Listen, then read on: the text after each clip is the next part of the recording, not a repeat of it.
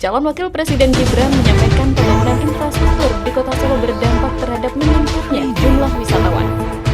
Dia mengatakan, jumlah wisatawan Solo saat libur Lebaran April 2023 lebih banyak dibandingkan Yogyakarta. Lalu benarkah klaim Gibran yang mengatakan bahwa jumlah wisatawan yang berkunjung ke Solo lebih banyak dibandingkan Jogja? Dalam penelusuran Merdeka.com, pemerintah menetapkan libur Lebaran ditambah cuti bersama pada 19 sampai 25 April 2023. Di periode tersebut atau bulan April, jumlah wisatawan Kota Solo yaitu 658.769 kunjungan. Jumlah ini terus meningkat sejak awal tahun 2023. Kendati usai libur Lebaran, jumlah wisatawan kembali turun di angka 400 ribuan. Meski demikian, total wisatawan yang berlibur ke Jogja tidak lebih sedikit dari Kota Solo. Dinas Pariwisata Jogja menyampaikan bahwa pada libur Lebaran Jogja yaitu mencapai 1,6 juta orang.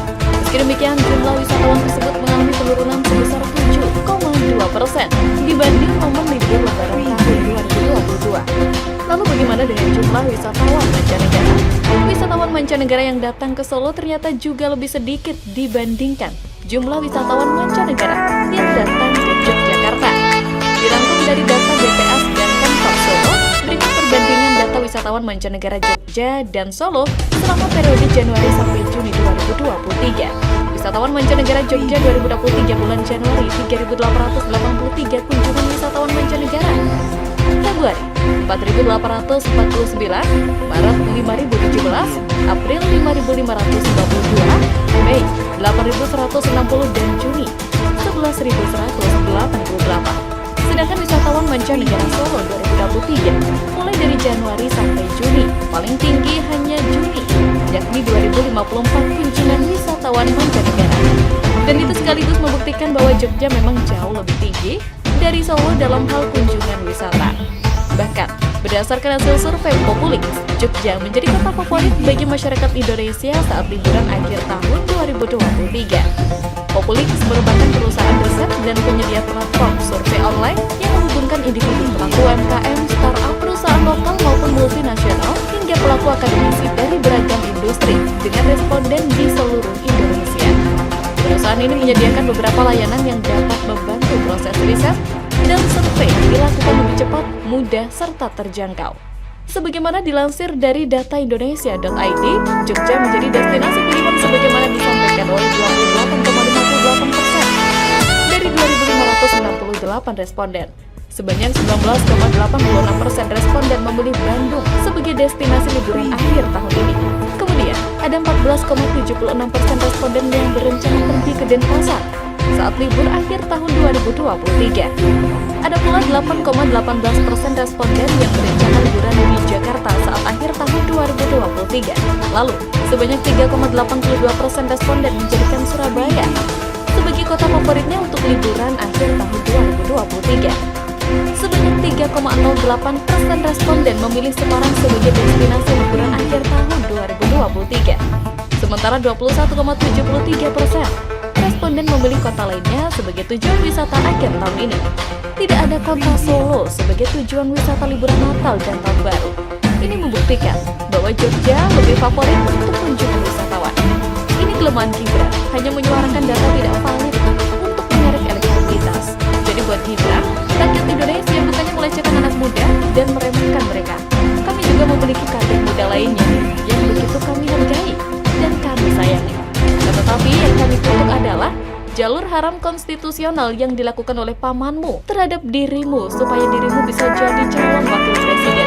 Dan sudah terbukti pamanmu itu melanggar berat etika Mahkamah Konstitusi lewat putusan Mahkamah Kehormatannya. KPU Hasyim Asyari membantah tudingan ahli telematika Roy Suryo yang mencurigai cawapres nomor urut 2 melakukan kecurangan, yakni menggunakan earphone feeder, yakni alat untuk mendengarkan bantuan audio dari seseorang di luar pihak yang dilibatkan oleh KPU. Benarkah dugaan Roy Suryo tersebut? Sejauh yang kita lihat, dua cawapres lain yakni Muhaimin Iskandar dan Mahfud MD tidak tampak ada kelainan di telinga maupun mulutnya. Maka wajar saja kepada mereka tidak ada suara yang mencurigainya. Sementara kepada cawapres nomor 2, Gibran, sangat masuk akal jika seorang Roy Suryo yang meskipun partainya Demokrat termasuk pendukung pasangan Prabowo Gibran terpanggil untuk mempertanyakan kejanggalan tersebut. Untuk memberi kejelasan kekhawatiran dan menghindari kecurigaan tersebut, pengamat politik Rocky Gerung mengajak melakukan acara serupa di tempat lain dengan catatan tidak membawa peralatan apapun. Mungkin ajakan Rocky Gerung layak dipertimbangkan sembari kita minta kepada Gibran dan tim kampanyenya memberikan penjelasan atas kelainan dari penampilannya dalam acara tersebut. Bisa jadi Gibran sedang terganggu pendengarannya sehingga dia memerlukan alat bantu dengan tambahan, atau barangkali ada alasan lain yang dapat diterima oleh logika khalayak. Jika tidak dijelaskan, jangan serahkan publik akan teringat dengan kecurigaan Roy Suryo hingga dibilik suara kelak. Akibatnya justru sangat fatal karena bisa jadi mereka akan mengalihkan pilihannya kepada pasangan lain. Kecurigaan Roy Suryo pun perlu dilengkapi bukti-bukti lain sebagai pembanding. Misalnya, adakah seseorang yang menggunakan earphone feeder mampu melakukan presentasi sebagaimana Gibran melakukannya? Sebenarnya, jika dua peserta debat lain mendapat fasilitas serupa, kita yang menyaksikan tidak akan mempersoalkan. Hal ini disebabkan sangat mempengaruhi sisi kelancaran dan nuansa entertainment yang lebih terasa.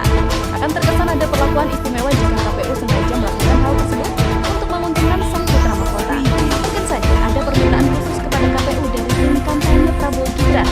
Sementara ketika dicurigai seorang ahli, KPU dengan segera pulang menetralisirnya dan bahkan dengan tambahan tendensius bahwa Roy Suryo terbiasa dengan penyebaran fitnah. Penjelasan KPU terasa berlebihan ketika menyebut Roy Suryo kerap menyebarkan fitnah.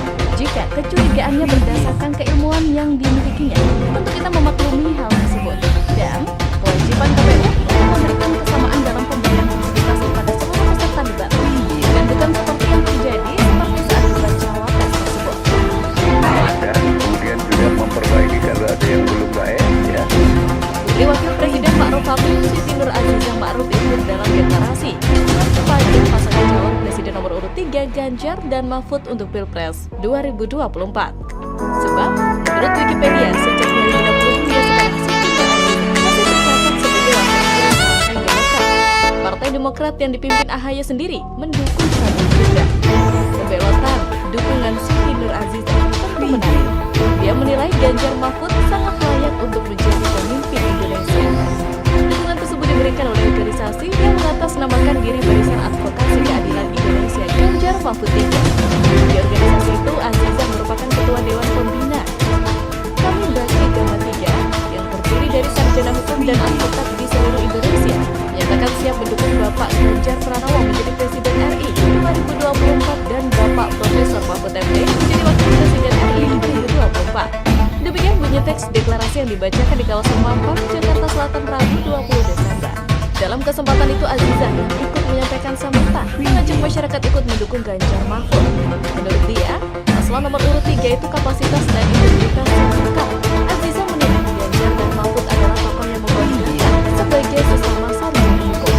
Dia mengaku bangga bisa hadir pada kesempatan itu dan memberikan dukungan kepada Ganjar Mahfud. Tentu dengan semangat satset pasti beliau kayaknya cocok sekali untuk kita semua sebagai sarjana hukum, kata dia.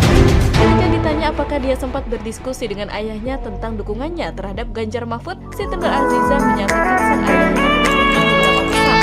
Siti Nur Azizah mengharapkan demokrasi di Indonesia bisa berjalan dengan jujur dan adil sehingga bisa menghadirkan pemimpin yang sesuai harapan masyarakat.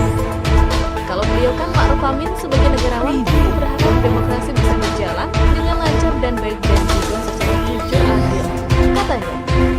Dan juga tentu demokrasi bisa berjalan dengan baik, bisa menghasilkan pemimpin, tentu bisa menyelesaikan apa yang jadi harapan dan kebutuhan masyarakat. Kemudian, sementara itu Ganjar Pranowo menyebut dukungan dari Putri Ma'ruf Amin itu adalah sebuah energi bagi dia dalam menghadapi Pilpres 2024. Sementara dalam sambutannya, Ganjar menegaskan bahwa Indonesia adalah negara hukum. Dan karenanya menurut dia semua bentuk penyimpangan hukum harus kembali ditegakkan.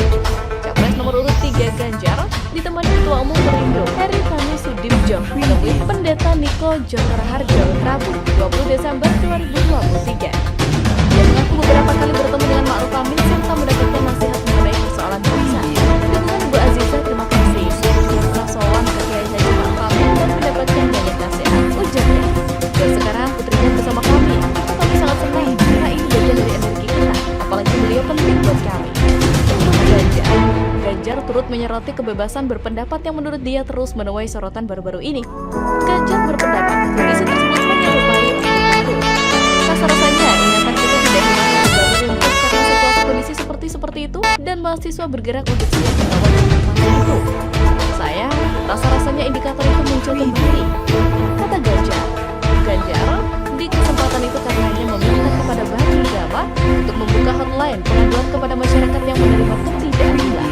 Namun dia sekaligus mengingatkan kepada para pendukungnya untuk tetap taat terhadap peraturan.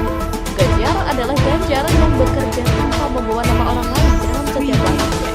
Karena dia punya cara sendiri untuk melayani rakyatnya. Tidak perlu repot mencontoh gaya kepemimpinan lain. Cukup menjadi diri sendiri dan berkontribusi bagi kepentingan bangsa dan negara. Gotong royong untuk memenangkan kontestasi Pilpres 2024 nanti akan terus membara bak api yang berkobar di masing-masing jiwa kami. Jadi kompak dan solid selalu ya. Jangan termakan hoax apalagi berita murahan yang ingin memadamkan